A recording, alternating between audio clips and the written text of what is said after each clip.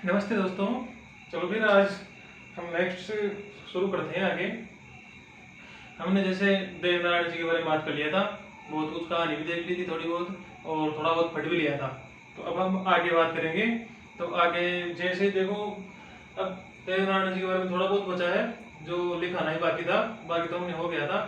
अब देखो, सभी बच्चे उब गए होंगे ज्यादातर, तो लोक देवता सर पढ़ा रहे हैं, नेक्स्ट टॉपिक लेके नहीं आ रहे।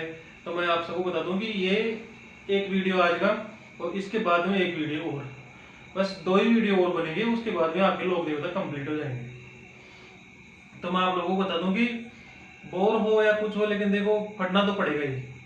इसलिए थोड़ा बहुत मैंने, आप ऊब ना जाओ पढ़ते पढ़ते, इसलिए मैंने बीच बीच के अंदर कहानियां बताई है अच्छे से, और लोक देवताओं को इस तरीके से पूरा किया है कि जैसे आरएस लेवल की भी एग्जाम आपते हो तो आपको कहीं और से किसी भी और संस्थान से आपको पढ़ने की जरूरत ना पड़े। इसलिए मैंने थोड़ा सा लंबा खींच दिया है इनको, और वीडियो भी 2-3 दिन से डालता हूँ। तो वो इसका मतलब ये है कि मैंने मैटर जो मैं तैयार करता हूँ वो ऑथेंटिक बुक से तैयार करता हूँ, इसलिए थोड़ा समय लग जाता है। बाकी आप चिंता मत करो, बस दो वीडियो और फिर अब अगले, और आने वाले 2-3 महीनों में देखो कला संस्कृति पूरी हो जाएगी, फिर हम राजस्थान का इतिहास पढ़ना शुरू करेंगे।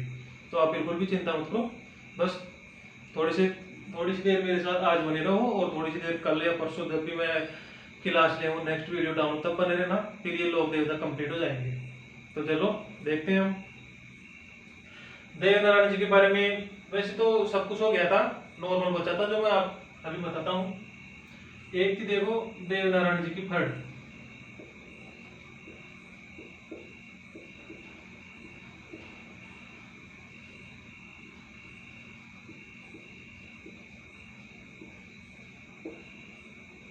देवनारायण जी की फड़, इसका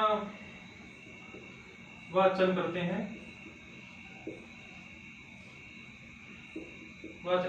बगड़ावत या गुजरू द्वारा।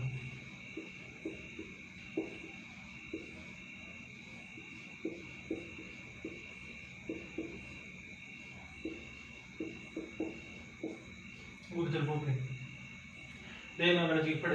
देखो फड़, फड़ का मतलब ये होता है कि एक एक कपड़ा होता है, कपड़े, रेजिन का कुछ कुछ भी वो कपड़ा होता है, कपड़े के ऊपर देवताओं के बारे में कुछ लिखा होता है, उनको बांचना ही होता है फड़ बांचना। तो वो होती है फड़। तो फड़ का मतलब होता है जो भी लोग देवताओं की फड़ होती है, जैसे रामदेव जी की है, यहाँ पर देवनारायण जी की फड़ है, बाबू जी की फड़ है। तो इन सभी वीर पुरुषों की वीर गाथाएं उनमें लिखी हुई होती है, उनको बांचना ही उनका वो फड़ बांचना होता है, इसलिए बोलते हैं फड़। तो वाचन पकड़ा होता है, गुर्जर बोग पे इस फड़ का वाचन करते हैं जब भी कोई विशेष त्योहार होता है, या फिर कोई विशेष कोई प्रॉब्लम आ जाए, या कोई समस्या ऐसी आ जाए जिसकी वजह से हमें देवताओं की आराधना करनी पड़ जाए, तब वहां पर फड़ बाची जाती है। आगे देखो फिर, वाद्य यंत्र भी होता है इनके साथ में। वाद्य यंत्र होता है जंतर। जंतर वाद्य यंत्र के साथ देवनारायण जी की फड़ का वाचन किया जाता है। अब आगे देखिए,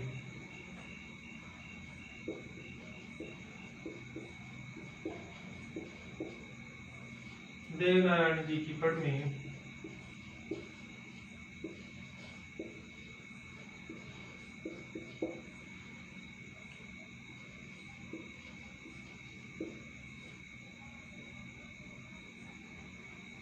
इनके घोड़े को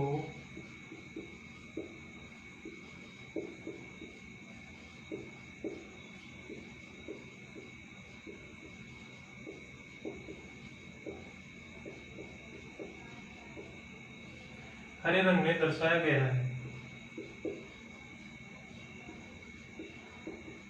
हरे रंग में दर्शाया गया है। देवनारायण जी की फड़ में इनके घोड़े को हरे रंग में दर्शाया गया है।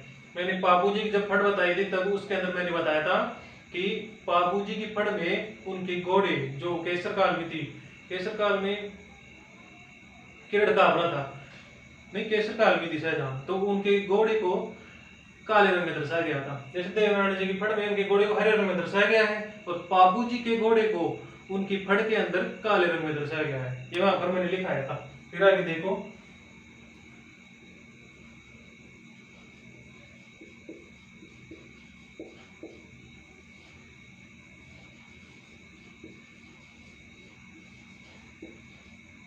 देव नारायण जी की फड़ है।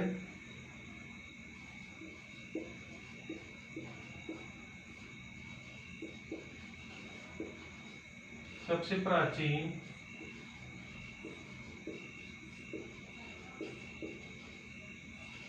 सर्वाधिक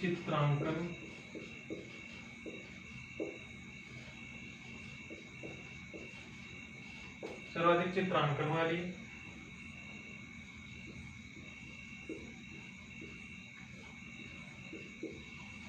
सबसे लंबी व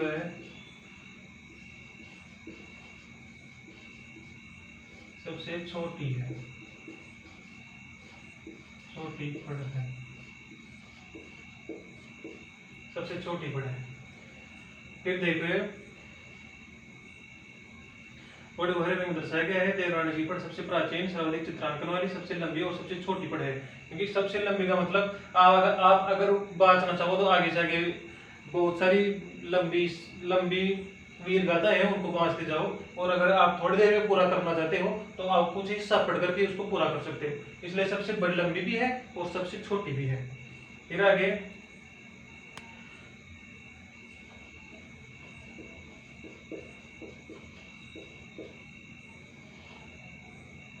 देव नारायण जी की, देव नारायण जी की फड़ पर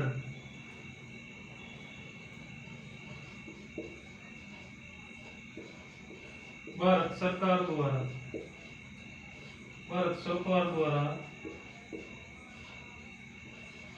2 सितंबर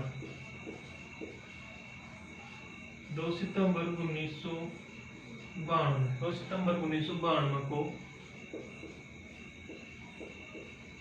5 रुपए का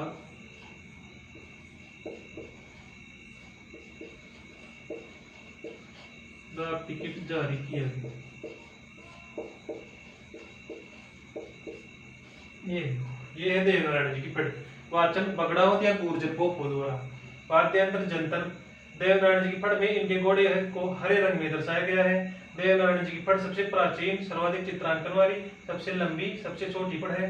देवनारायण जी की फड़ पर भारत सरकार द्वारा 2 सितंबर 1992 को 5 रुपए का डाक टिकट जारी किया गया। तो आपने जिन्होंने उतार लिया वो सही है, बाकी जल्दी से स्क्रीनशॉट ले, फिर आगे थोड़ा बहुत और लिखाएंगे।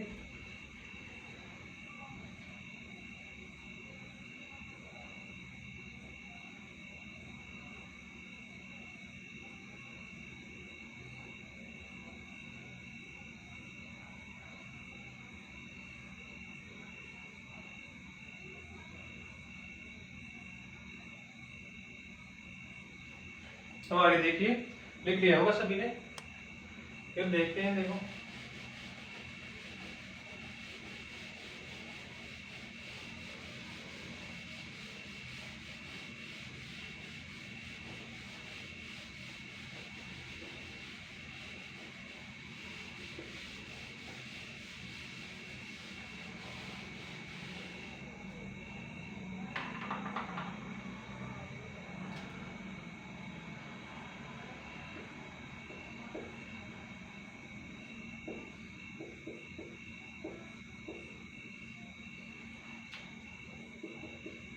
पहला देखो, प्रमुख मंदिर देखो, पहला है आसीन,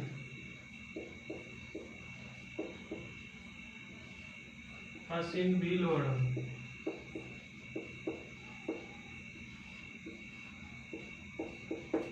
आसीन भीलवाड़ा में सवाई भोज मंदिर,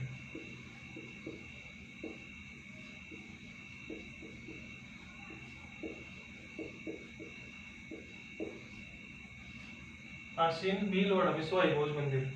यहाँ पर देखो, यह है खारी नदी के किनारे,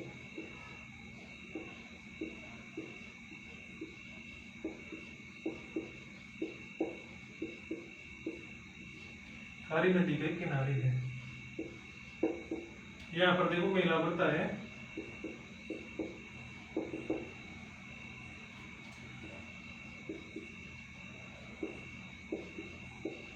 भाद्र शुक्ल षष्ठी व सप्तमी, भाद्र शुक्ल षष्ठी व सप्तमी के दिन यहाँ पर मेला भरता है। फिर दूसरा है देखो देवमाली। देवमाली ब्यावर अजमेर। देवमाली ब्यावर अजमेर में है। देवमाली ब्यावर अजमेर में है। यहाँ पर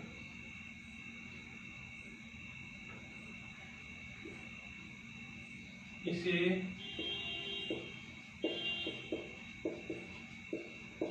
बगड़ौतों का गांव कहते हैं। गांव कहते हैं, बगड़ौतों का गांव कहते हैं। फिर तीसरा है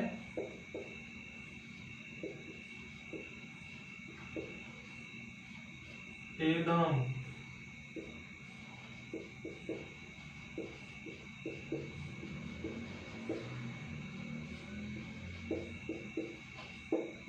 देवदाम जोधपुर या टोंक, टोंक में है।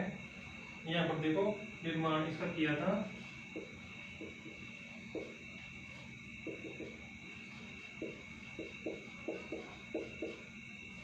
महाराणा सांगा द्वारा।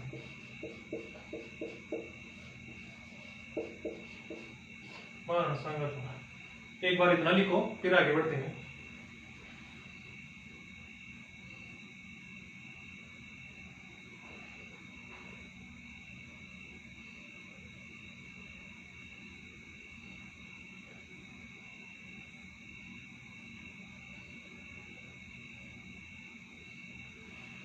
एक सेकंड रुको, थोड़ा सा मिस्टेक हो गया है अपना। देखो यहाँ पर देखो ये देवदाम जोधपुर टोंक तो भाई, लेकिन महाराणा सांगा जो मंदिर बनाया था वो देव डूंगरी था। तो ये देव नाम से थोड़ा कंफ्यूजन हो गया। देव डूंगरी चित्तौड़ में।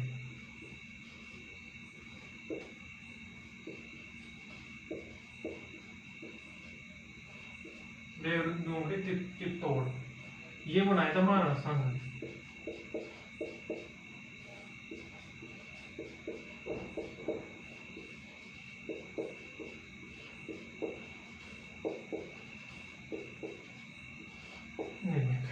अब लिख लो ये।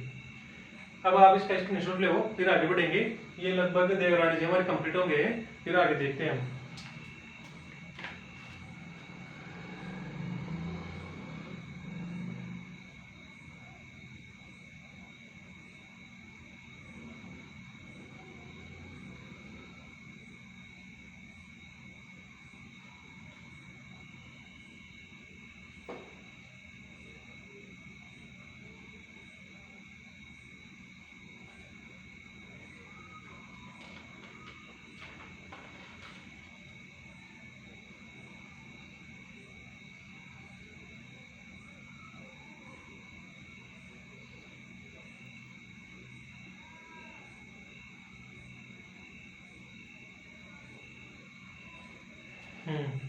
अब देखो लिख लिया होगा।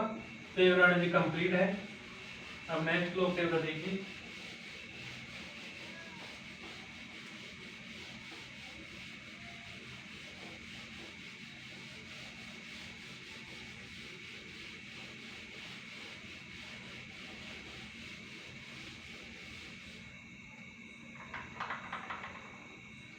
सर्वाधिक प्रसिद्ध लोक देवता राजस्थान के किसी भी सदस्य से पूछ लो, हर कोई नाम बता देगा। वो लोक देवता हम पढ़ने जा रहे हैं तेजा जी।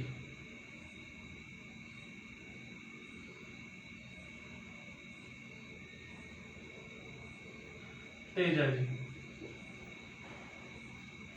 तेजा जी के बारे में वैसे तो सब कुछ बहुत कुछ जानते हैं।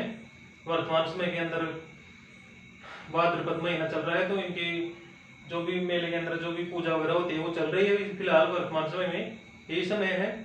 तो पहले मैं बेसिक बताता हूँ, फिर मैं तेजा जी के बारे में बताऊंगा पूरी कहानी, कैसे क्या इनको किस क्या क्या है इन्होंने अपनी जिंदगी में, और किस कारण से इनको पूजा जाता है, कौन कौन सी वीर गाथाएं इनके नाम प्रसिद्ध हैं, तो सभी बताऊंगा बस थोड़ी देर के अंदर।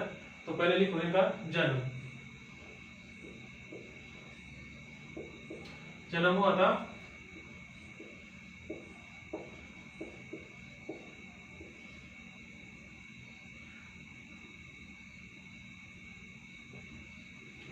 नाल नागौर।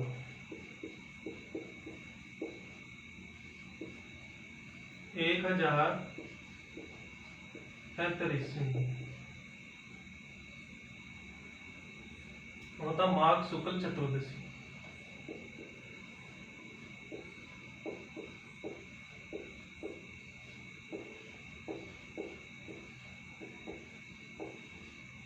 चतुर्दशी। फिर देखिए पिताजी थे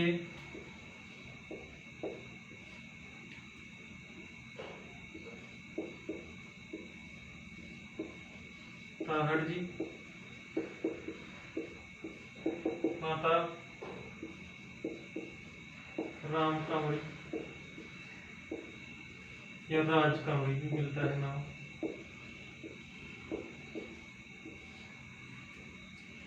पत्नी थी पेमल,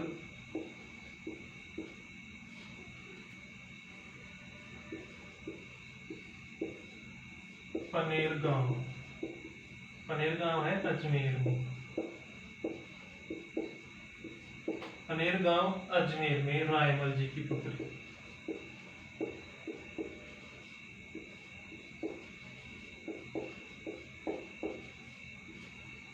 रायमल जी की पुत्री थी। इनकी घोड़ी थी लीलड़, या इनको दूसरा नाम मिलता है सिरगाड़ी। सिरगाड़ी।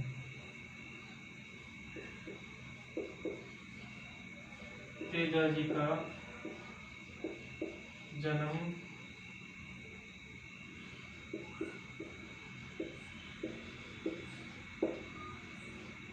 नागवंशीय जाट जाति की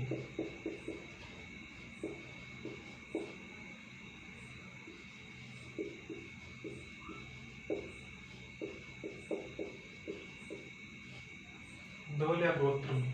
धौलिया गोत्र में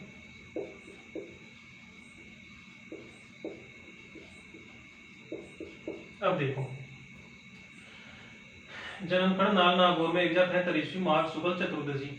पिता ताहड़ जी, माता राम कंवरी या राज कंवरी, पत्नी पेमल दे पेमल, पनेर गांव अजमेर रायमल जी की पुत्री थी। रायमल जी की पुत्री थी। घोड़ी लीलड़िया श्रृंगारी। तेजा जी का जन्म नागवंश से जाट जाति की धौलिया गोत्र में हुआ था। तो देखो तेजा जी जाति से जाट ही थे और किसान परिवार से थे। वर्तमान समय में भी देखो तो किसान खेतों में काम वगैरह करते ही हैं। तो ऐसे ही तेजा जी भी थे। उस समय जब छोटे थे, छोटे से बड़े हुए, तो जब युवावस्था के अंदर आए तो अपने खेत के अंदर काम कर रहे थे। ध्यान से सुनना, बहुत अच्छी लगी कहानी हमारे तेजा जी महाराज की। वर्तमान समय के अंदर भी जैसे भाद्र पक्ष शुक्ल यानी भाद्र कृष्ण पक्ष से बाद में जस्ट शुक्ल पक्ष आता है, तो भाद्र शुक्ल एकम से दसवीं तक इनका भरपूर मेले का आयोजन किया जाता है। लोग अपने घरों में घूघरिया बना करके चढ़ाते हैं 9 दिन तक, और 10वें दिन तेजा जी का बहुत बड़ा मेला पड़ता है वहां पर। तो ऐसे 10 दिन तक लगातार एक तरह से मेले का आयोजन किया जाता है तेजा जी के मंदिरों में। यहाँ पर देखो सुरसरा में मंदिर है, खरनाल नागौर में भी है, बावता नागौर में भी है, सेंदरिया जहाँ पर सरदंश हुआ था, और सुरसरा जहाँ पर किशनगढ़ के अंदर इनकी मृत्यु हुई थी, वहां पर सभी जगह मंदिर है वहां पर, और गाँव के अंदर सभी जगह छोटे छोटे मंदिर है वहां पर। तो सभी जगह पर इनके मेले का आयोजन किया जाता है भाद्र शुक्ल एकम से 10वीं तक। तो आगे देखिए, तो ऐसे ही युवावस्था के अंदर तेजा जी महाराज क्या है अपने खेत के अंदर काम कर रहे थे। अब ध्यान से सुनिएगा, खेत के अंदर काम कर रहे थे। अब खेत के अंदर काम करते करते चारों तरफ देख रहे थे, कोई अपनी माता और बहनों के साथ काम कर रहा था, कोई अपनी पत्नियों के साथ काम कर रहा था। तो तेजा जी की बहन की तो शादी हो चुकी थी, वो ससुराल में चली गई थी, माँ घर पर काम करती थी, और तेजा जी अकेले खेत के अंदर काम कर रहे थे। अब अकेले काम करते करते कुछ दिन हो गए, तेजा जी ने अपनी माँ से एक दिन पूछ लिया कि माँ आप हमारे गांव में सभी की शादी होगी, आप मेरी शादी कब करोगी? तो फिर उनकी माँ जो राम कंवरी थी, उन्होंने बोला कि आपकी शादी तो बेटा बचपन में ही हो गई थी, आपकी शादी बचपन में हो गई थी, और आपकी जो पत्नी है वो पास के पनेर गांव के अंदर पेमल दे है, जो रायमल जी की पुत्री है। दो कलदे आपकी सासू माँ का नाम है, दो कलदे वो रायमल जी की पुत्री है, वहां पर है। आपका अभी भी इंतजार कर रही है, आप वहां पर लेके जाओ। तो ऐसा सुनते ही वो राम कौरी के बताते ही तेजा जी ने सोचा कि अब तो उनको लेके आना ही है। अब राम कौरी ने बोला कि मैं एक बार पंडित जी से पूछ कर एक अच्छा मुहूर्त निकलवाती हूँ, उसके बाद में आप लेके आना। अब जैसे ही वो जाते हैं तो आगे देखते हैं कि आगे देखते हैं पंडित जी ने बोला कि वर्तमान समय में मुहूर्त अच्छा नहीं है, आप कुछ दिन बाद में जाकर आना। लेकिन तेजा जी ने बोला कि किसी अच्छे काम को करने के लिए और शुद्ध मन से जाने के लिए किसी मुहूर्त की आवश्यकता नहीं होती है, मैं तो आज और अभी जाऊंगा यहाँ से। तेजा जी ने ये कहकर अपनी माँ से और उसी दिन उसी समय के अंदर अपनी पत्नी पेमल देव को लेने के लिए निकल गई। अब रास्ते में जा ही रहे थे कि उनको लाछा गुजरी नामक एक ग्वालन मिली, जो अपनी गायों के रक्षा के लिए तेजा जी से गुहार लगाई। तेजा जी जा रहे थे रास्ते के अंदर ही, और एक अच्छे इंसान की जिंदगी के अंदर देखो कोई भी काम कहाँ पे आ जाए, एक अच्छा इंसान सोचता है कि उस काम को करना है या नहीं करना है, या फिर अपना ही स्वार्थ सिद्ध करना है।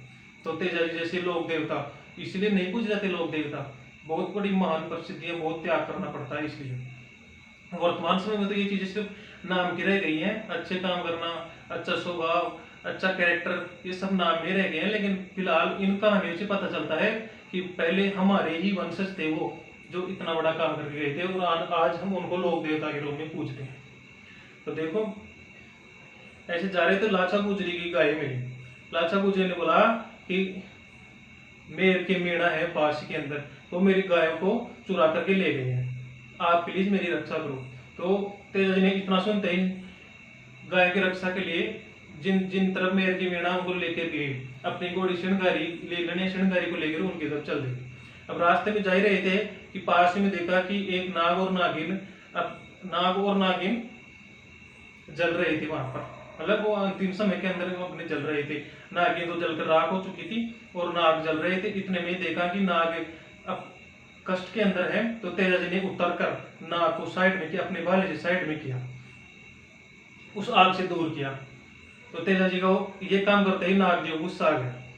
नाग जी ने बोला कि मैं अपनी नागिन के साथ मरता और सीधा बैकुंठ लोक जाता, आपने बीच में आकर मेरे को परेशान किया है, और आपको इसलिए मैं डसूंगा, मुझे मेरा बदला चाहिए। मैं वहां पर रहता और यहाँ पर अब जमीन पर सालों साल पड़ा रहूंगा, आपने ये गलती की है। फिर तेजा जी ने बोला कि अभी तो मैं लाछा गुजरी को उनकी गाय की रक्षा का वचन दे के आया हूँ, आप फिलहाल मेरे को ना डसे, क्योंकि अगर आप अभी डस लिया तो मेरे वचन का कुछ नहीं होगा। मेरे को पहले उनकी गाय को बचाने दो, उनकी गाय को बचा करके मैं आपको वचन देता हूँ कि उनकी गाय को बचा करके मैं आपके पास आऊंगा, तब आप मुझे डस लेना। इतना कहकर तेजा जी चल देते हैं, लाछा गुजरी की गायों को बचाने चल देते हैं। अब वहां पर लाछा गुजरी की गायों को मेर की मीणाओं के द्वारा शोषण किया जा रहा था, वहां पर ले जाकर उनके साथ जो भी कर रहे थे वहां पर थे। तेजा जी ने मेर की मीणाओं से अकेले ही मुकाबला किया, बहुत देर तक युद्ध चला। चारों तरफ इतना भयानक युद्ध था कि तेजा जी ने अकेले ही मेर के सारी मीणाओं को मौत के घाट उतार दिया। अब इतने सारे को मारा तो तेजा जी भी घायल हो गए, खुद घायल हो गए, लेकिन उन्होंने लाछा गुजरी की गायों को उनसे छुड़ा करके ले आए और उनको वहीं पर मौत के घाट उतार दिया। अभी मैं उपनाम के अंदर एक लिखाऊंगा काला व बाला की उपकारक। एक तो काला मीणा और बाला मीणा, ये दोनों थे। इनके अत्याचार से चारों तरफ हाहाकार मचा हुआ था, इसलिए काला और बाला मीणा को मारने के कारण काला और बाला उपकारक लोक देवता बोला जाता है तेजा जी को। फिर आगे सुनिए, गायों को बचाकर ले गए और लाछा गुजरी को सौंप दिया। अब वापिस आते हैं तेजा जी, वहां पर वापिस तेजा जी आते हैं उन नाग जी के बाद में, और वो स्थान था सेंदरिया अजमेर के पास में। और तेजा जी ने जहां पर युद्ध किया था वो था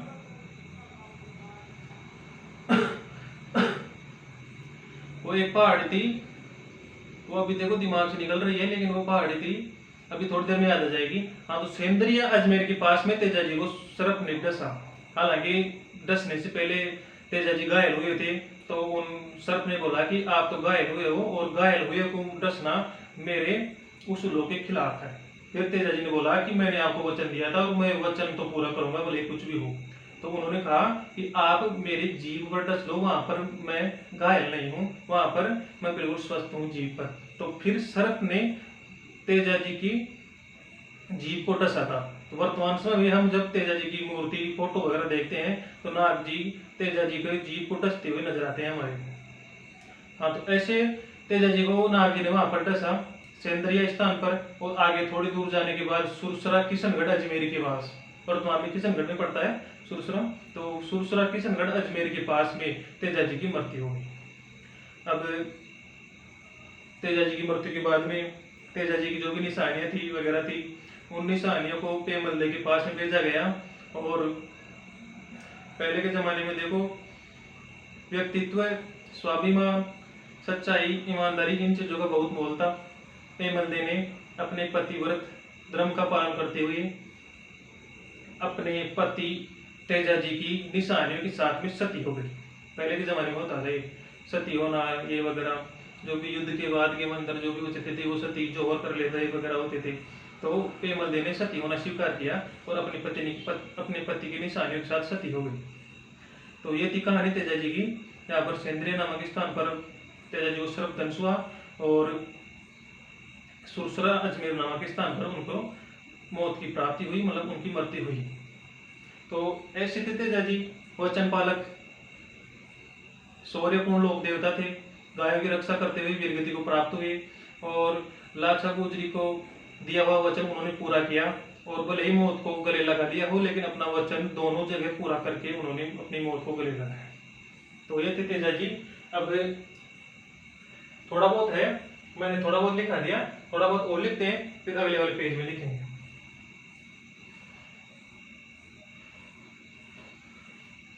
आगे लिखते हैं, देखो, उपनाम।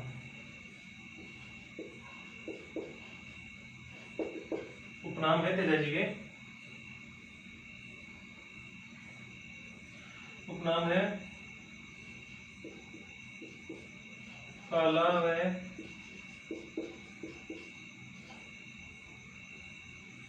भला के देवता।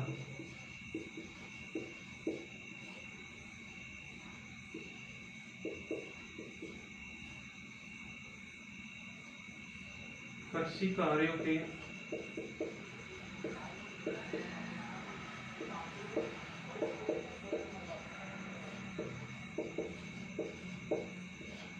देवता।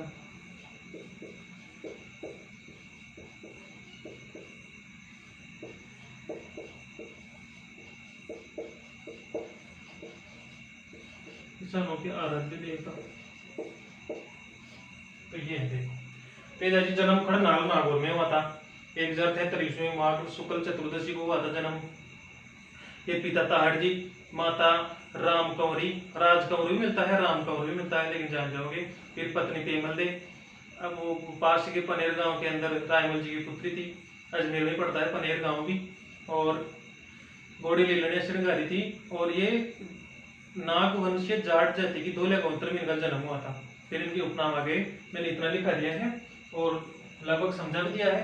तेजा जी के बारे में तो सभी को सब कुछ पता है, लेकिन फिर भी कहानी सुनने में अंदर थोड़ा सा आनंद तो आता ही है, इसलिए मैंने थोड़ी कहानी बताई है। बाकी तेजा जी के बारे में और कुछ पढ़ना है हमारे आगे भी, तो आप अब तक इतना तो उतारो, तो उतार लिया है, और जिन्होंने नहीं उतारा है वो जल्दी से इसका स्क्रीनशॉट ले, फिर आगे बढ़ेंगे हम।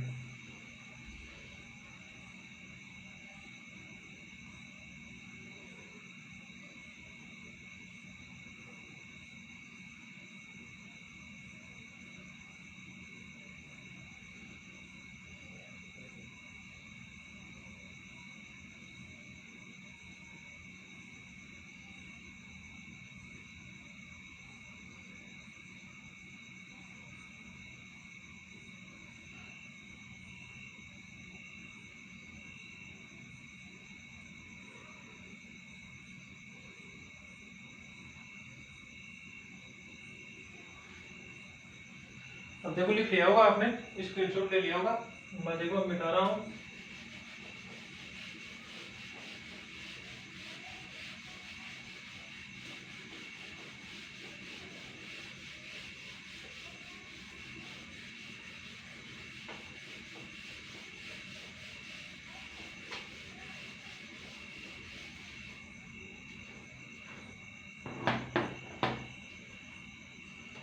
अब देखो आगे, हमने उपनाम लिख रहे थे, तो उपनाम के अंदर देखो थोड़े बहुत और बचे हैं उपनाम में। गोरक्षक देवता,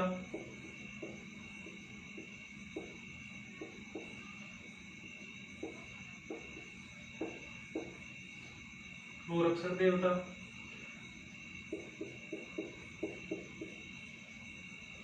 गोगा जी के समान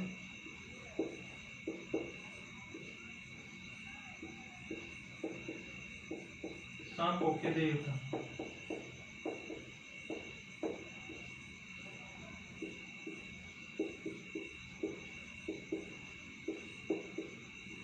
शौर्य पूर्ण व वचन पालक लोक देवता।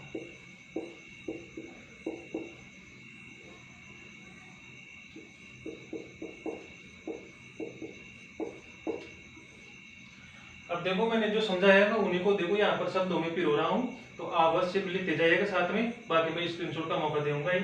शौर्य पूर्ण वचन पालक लोक देवता थे, वचन के बिल्कुल पक्के थे तेजा जी। वो मैंने बताई दिया आपको, लाचा जी को वचन दिया था, सर्प को भी वचन दिया था, दोनों वचनों को पूरा किया, भले ही मौत को गले लगाए लेकिन उससे पहले अपने वचनों को पूरा किया। फिर आगे देखो,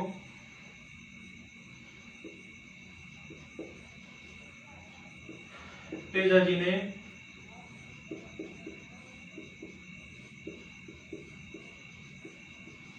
लाचा गुजरी की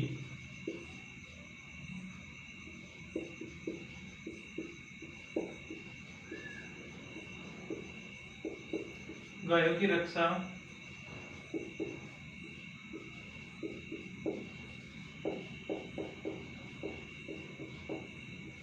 मेर के मीणाओं से की। ये मेर की मीणा थी सिरोही की, जो वहां पर डेर डाली हुई थी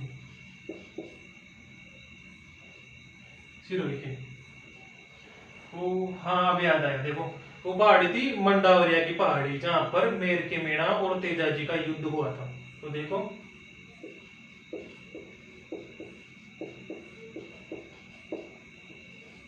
मंडावरिया पहाड़ी पर मीणा व तेजा जी के बीच युद्ध हुआ।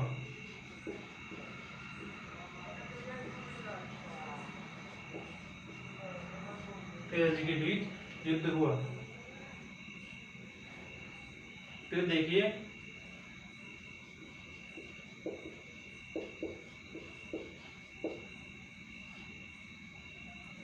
सेंद्रिया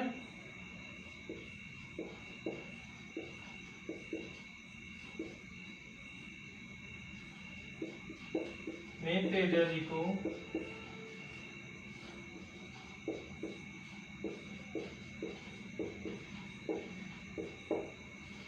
सर्पदंश हुआ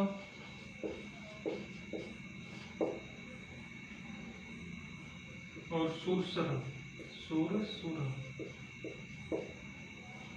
यह किशनगढ़ में।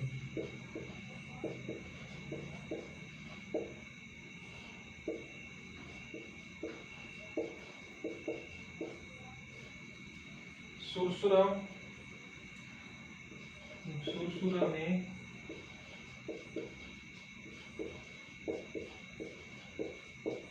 भाद्र शुक्ल दशमी को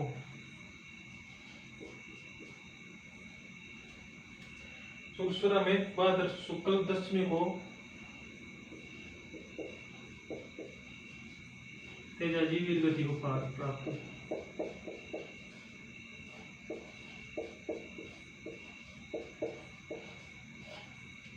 वीर गति को प्राप्त हुई। ये देखो गोरक्षक देवता थे, गोगा जी के समान सांभोग देवता थे, शौर्य पूर्ण वचन पालक लोक देवता थे। तेजा जी ने लाचा गुजरी की गाय की रक्षा मेर के मीणाओं से की, जो सिरोही के थे। मंडावरिया पहाड़ी पर मीणा व तेजा जी के बीच युद्ध हुआ था। सेंद्रिय अजमेर में तेजा जी को सर्पदंश हुआ और सुरसुरा के किशनगढ़ अजमेर में भाद्र शुक्ल दशमी को तेजा जी वीर गति को प्राप्त हुई। अब देखो स्क्रीनशॉट ले, फिर आगे बढ़ेंगे।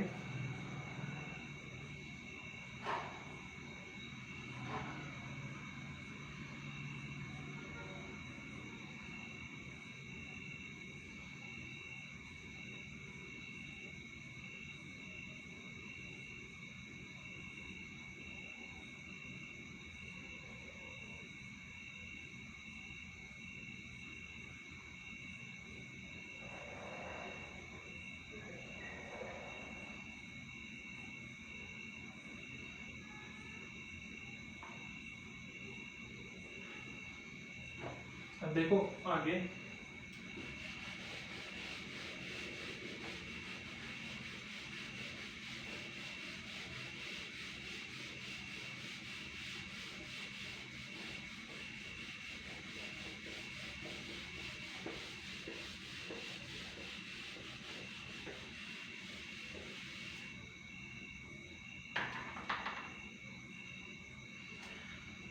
मंदिर देख लेते हैं। पहला है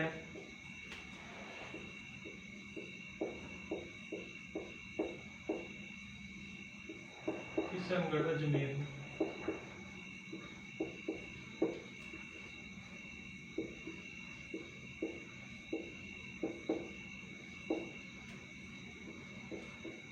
फिर है खड़नाग नागौर में।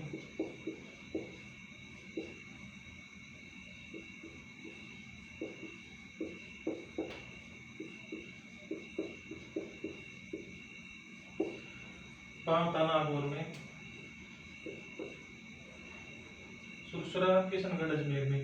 खड़नाग नागौर में। बांता नागौर में। फिर है ब्यावर।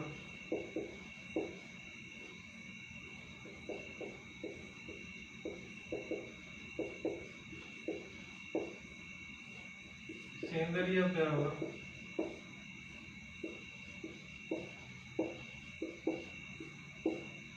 अजमेर। फिर देखो महिला है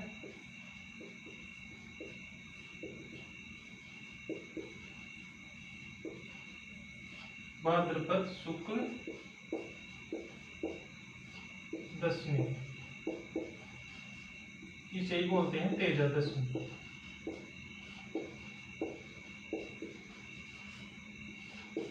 तेजा दशमी, भाद्रपद शुक्ल दशमी, तेजा दशमी। फिर देखो एक पशु मेला भी है तेजा जी है, ये बताए खड़नाग नागौर।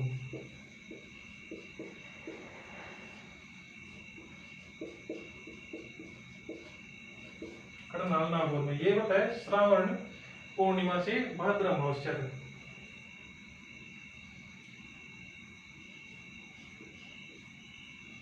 श्रावण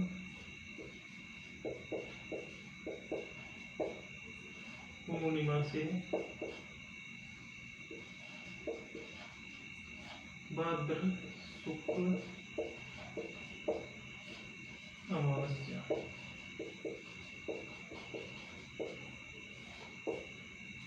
ये है, जल्दी स्क्रीनशॉट ले, फिर तेजा जी को पूरा करेंगे, फिर आगे बढ़ेंगे।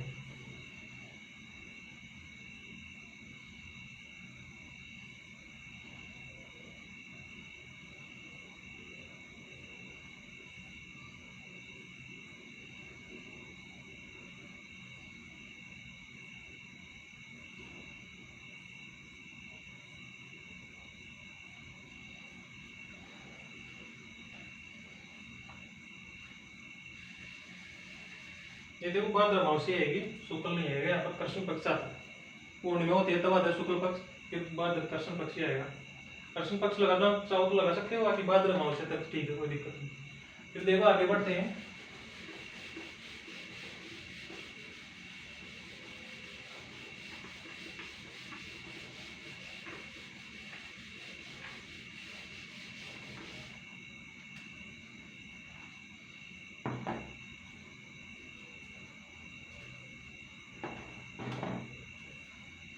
देखो पवित्र स्थली,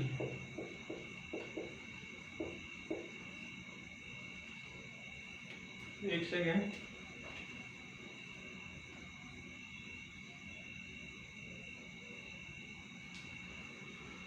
पवित्र स्थली है पर्वतसर नागौर। मैंने शायद खड़नाग नागौर लिखा दिया था, पशु मेला भी, वो पशु मेला देखो पर्वतसर में बनता है।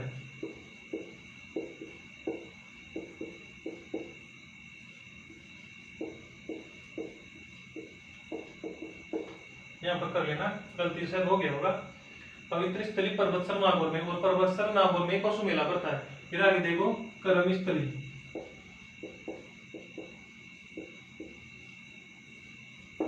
कर्म स्थली है बासी दुबारी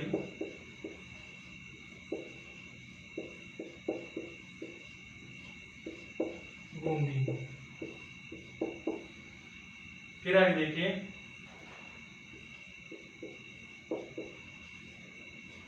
तेजा जी के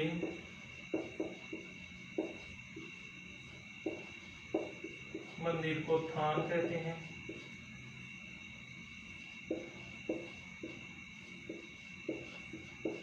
थान कहते हैं।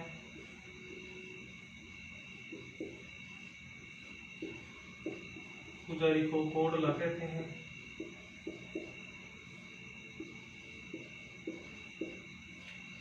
गोडला कहते हैं।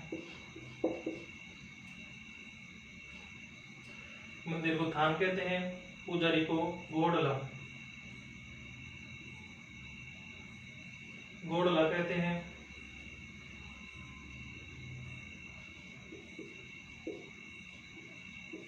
तेजा टेर होते हैं तेजा जी के गीत।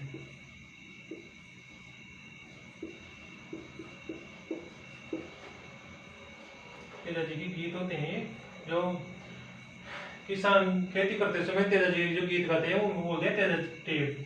और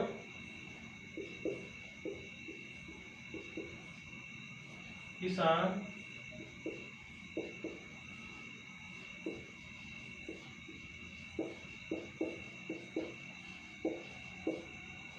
तेजा जी की आराधना में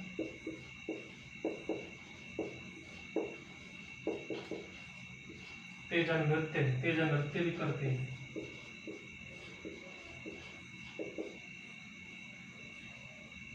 फिर देखो वाद्य यंत्र अलगोजा,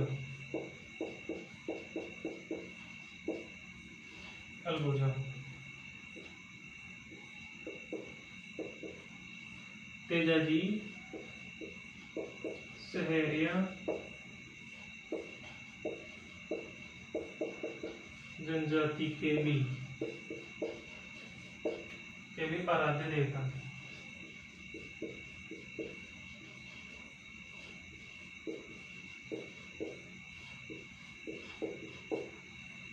तेजा जी सहरिया जनजाति के भी आराध्य देवता है। ये देखो पवित्र स्थली पर्वतसर नागौर में, कर्म स्थली बासी दुबारी बूंदी के अंदर है। ये देखो तेजा जी के मंदिर को थान कहते हैं, पुजारी को गोडला कहते हैं। तेजा टेर तेजा जी के गीत है।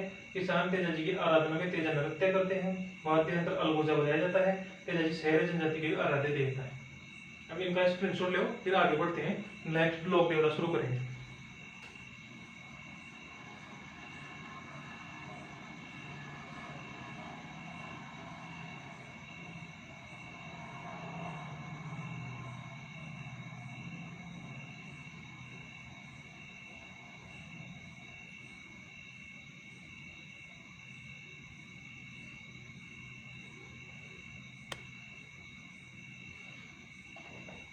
अब तो ले लिया होगा, बस एक दो लाइन और बची है, फिर तेजा जी को कंप्लीट करेंगे।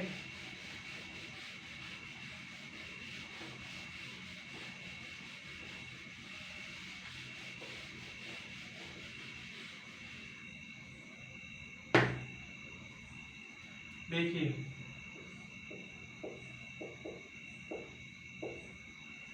सर्पदंश होने पर, सर्पदंश होने पर गोमूत्र व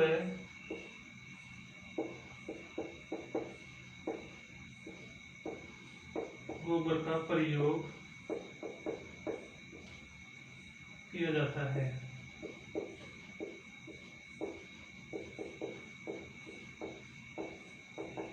गोमूत्र व गोबर का प्रयोग किया जाता है। फिर देखो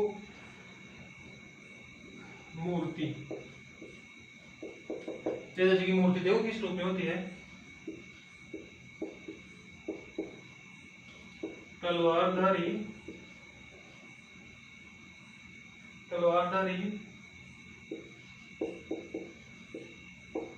योद्धा के रूप में, इसमें सांप को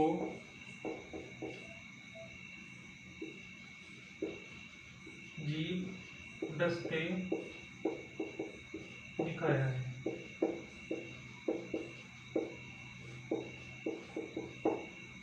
ये है देखो। फिर लास्ट में देख लेते हो तेजा जी का जो खड़नाल स्थान है वहां पर तो जन्म, फिर देखो पनेर ससुराल है, और फिर है सुरसरा।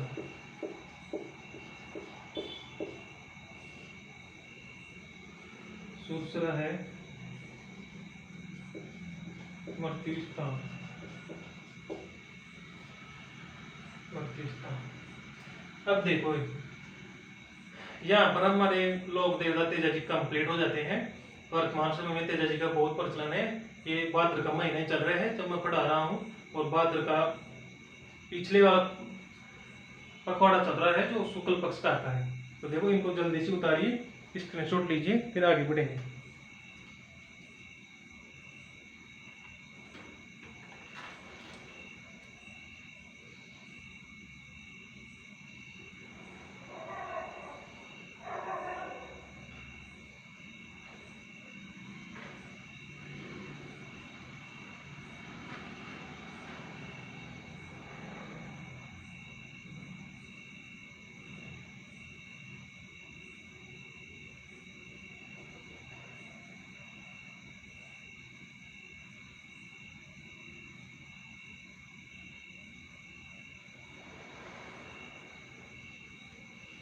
अब देखिए आगे तेजा जी को कंप्लीट कर दिया है।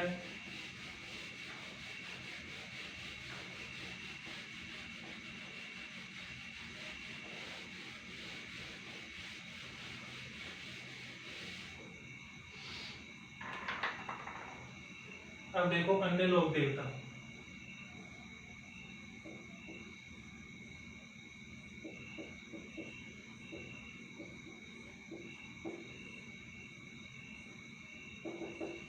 जो भी मुख्य मुख्य लोक देवता थे वो मैंने लिखा दिए हैं, बहुत अच्छे से पढ़ाया है। आपको कहीं और पढ़ने की जरूरत ना पड़े, इसकी पूरी पूरी कोशिश की है। फिर भी अगर आपको कोई अच्छी से तैयारी करनी है तो आप कोई ऑथेंटिक बुक्स पढ़िए, ना कि गाइड। कोई ऑथेंटिक बुक्स पढ़िए जिससे आपको कोई एक दो लाइन में शेष कोई मिल जाए तो आपको अच्छा लगे तो वो लिख लेना। बाकी मैंने बिल्कुल कंप्लीट करवा दिया है, और आप इनको याद करके सिर्फ ऑब्जेक्टिव किताब निकालो और उसके बाद में टेस्ट दो, बस कुछ नहीं है। मेरे पास ऑब्जेक्टिव और टेस्टों का इतना सुविधा है नहीं अभी, बस कुछ दिन और लगेंगे, फिर हम सारी सुविधा शुरू करने वाले हैं। डिजिटल बोर्ड भी लाएंगे और सारी सुविधा एक साथ शुरू करेंगे। तब तक मैं आपको जो भी बता रहा हूँ उस हिसाब से पढ़ाई करते रहिए, अपनी मेहनत को जारी रखिए। फिर आगे देखिए हम अब नंबर डालेंगे। देखो कुछ थोड़े से पढ़े हैं, कुछ छोटे छोटे लोग देता है, तो नंबरों के हिसाब से इनको कंप्लीट करेंगे। फिर देखो अब नंबर डालने वाला हूँ। पहला है मल्लीनाथ जी।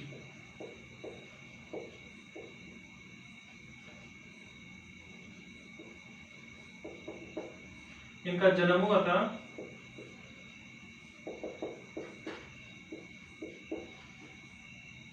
1358 ईस्वी में।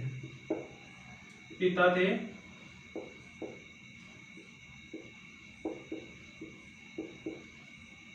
देखो कहीं तो इनका जन्म बाड़मेर में बताते हैं, कुछ किताबें मारवाड़ में बताते हैं।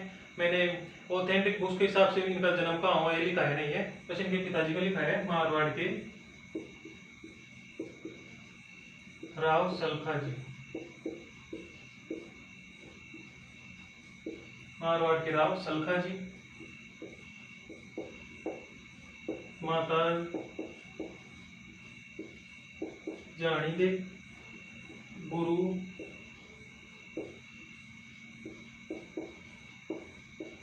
गमसी भट्ट, और इनकी पत्नी है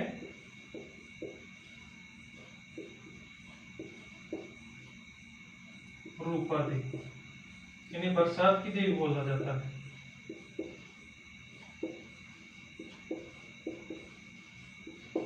बरसात की देवी बोलते हैं। और इस इन रूपा देवी का मंदिर है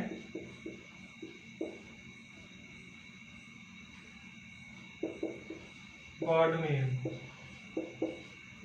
बाड़मेर के मालाजाल गांव में।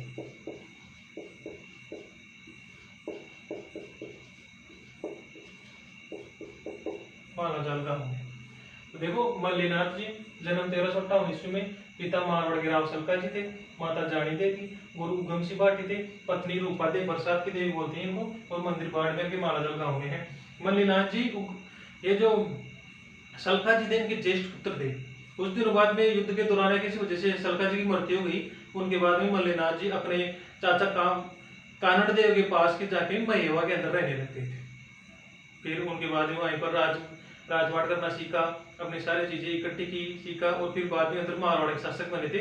और मारवाड़ के शासक बने उनके बाद में इनके छोटे भाई के बेटे को इन्होंने अपना राजा, अगला राजा बनाया था मारवाड़ को, राव चुंडा को उनका राजा बनाया था। उससे पहले मारवाड़ के शासक थे, लेकिन संत भक्ति इनके अंदर इनकी ज्यादा रुचि थी, इसलिए इन्होंने राज कार्य के अंदर इतना ध्यान नहीं दिया। बाकी आगे से आगे लोग देवता के पूजे गए अपने कार्यों के कारण। फिर देखते हैं आगे।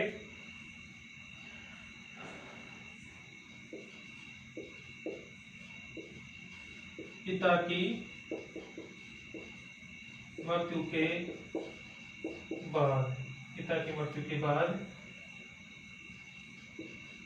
महेवा अपने चाचा कानड़ देव के पास रहने लगे।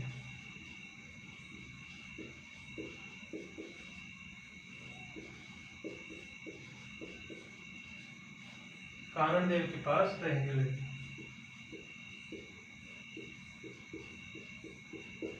कानड़ देव के पास रहने लगे। एक बार इतना उतारिए, फिर हम थोड़ा सा आगे बढ़ेंगे। एक बार इतना उतारो।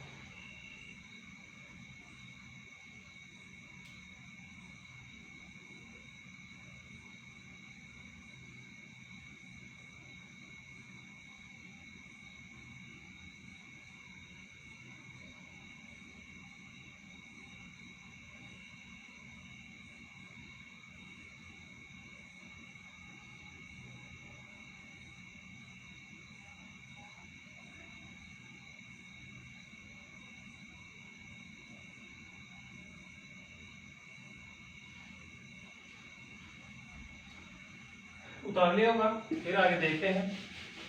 देखो पूरा हो जाएगा, थोड़ा सा ही बचा है बस।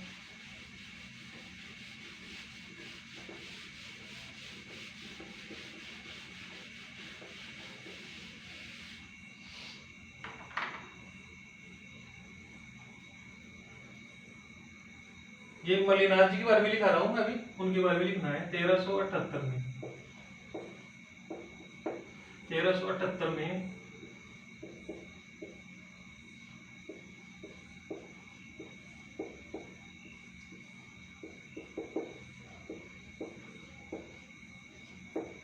13 टुकड़ों में पटकर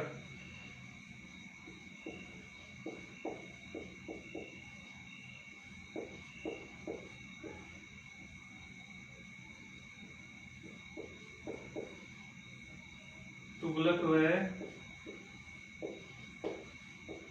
इनके, फिरोज तुगलक व इनके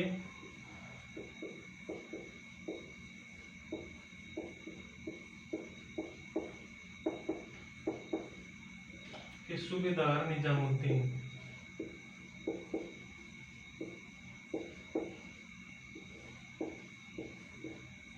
की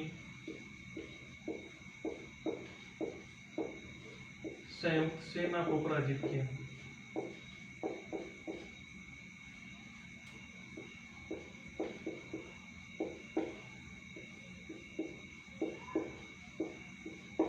संयुक्त सेना को पराजित किया। देखो फिरोज शाह तुगलक 1378 के आसपास शासक थे, तो उस समय देखो फिरोज शाह तुगलक ये जो भी शासक थे इनके पास में लड़ने की टेक्निक बहुत अलग तरीके से होती थी। मल्लीनाथ जी तो एक देवता थे, उनको तो रणनीति कूटनीति बनाना पहले से आता था, उन्होंने सीखा था अपने चाचा कानड़ देव के पास ही ज्यादातर समय बिताया था, और वहीं पर सारे काम सीखे थे उन्होंने। हालांकि वो युद्ध भी करते थे और उनका काम जो है भक्ति साधना संतों की तरफ भी ज्यादा था, लेकिन जैसे ही प्रॉब्लम आती तो वो युद्ध के लिए खड़े हो जाते थे।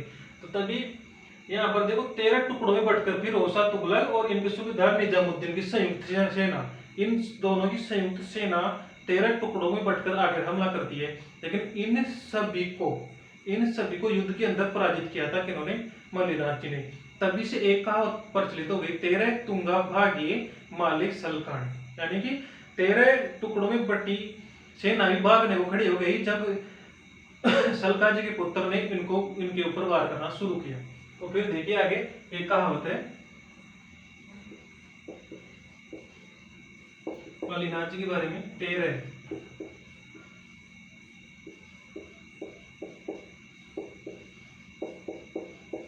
तुंगा भागे माले सलखान। ये कहावत प्रचलित हुई थी तभी। फिर देखो आगे 1399 मारवाड़ में संतों का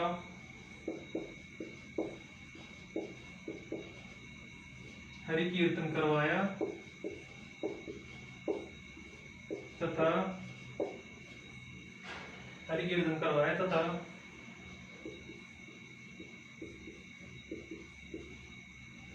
छुआछूत को मिटाने हेतु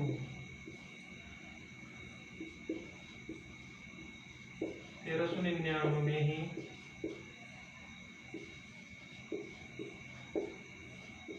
कुंदा पंथ की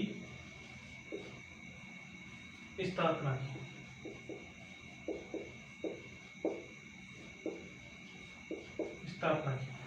फिर देखो बाड़मेर के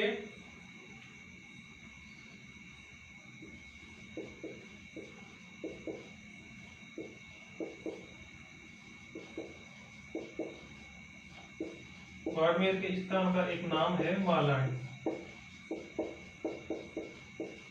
बाड़मेर में एक स्थान है मालानी नाम का स्थान, मालानी। बाड़मेर के स्थान का नाम मालानी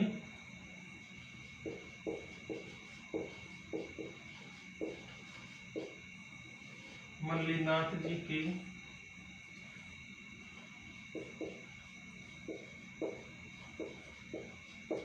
पढ़ा, मल्लिनाथ जी के नाम पर पढ़ा। तो ये देखो ये है मल्लिनाथ जी के बारे में। अभी एक थोड़ा बहुत और बचा है बस, फिर आगे बढ़ेंगे। फिर देखो आप जल्दी से इसका स्क्रीनशॉट ले लो, फिर आगे बढ़ते हैं।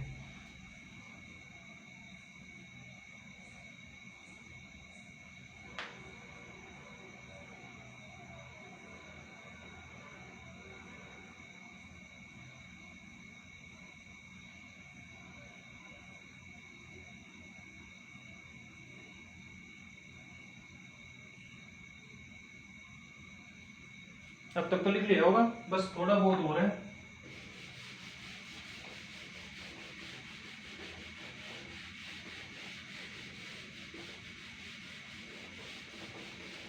देखिए एक है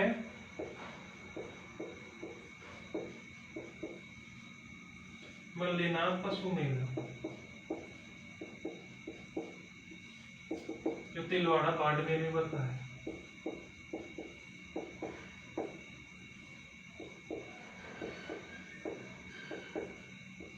बाड़मेर में ये बढ़ता है लोणी नदी के किनारे।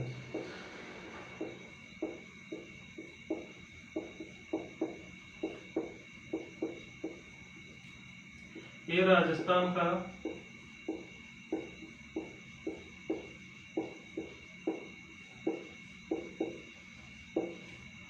सबसे प्राचीन पशु मेला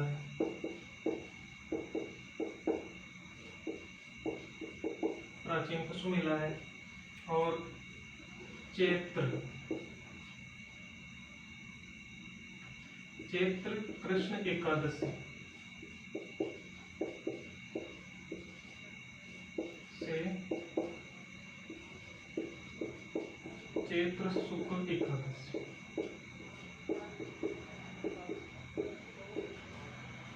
एकादशी तक बढ़ता है तथा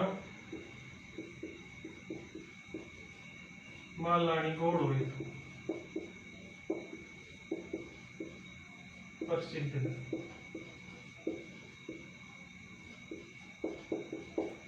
मल्लिनाथ जी का मंदिर भी है तिलवाड़ा बाड़मेर में, ये मेन तिलवाड़ा की है। तो देखो यहाँ पर मैंने इनको कंप्लीट कर दिया है। अभी आप इसका स्क्रीनशॉट लो जल्दी से, फिर आगे देखते हैं।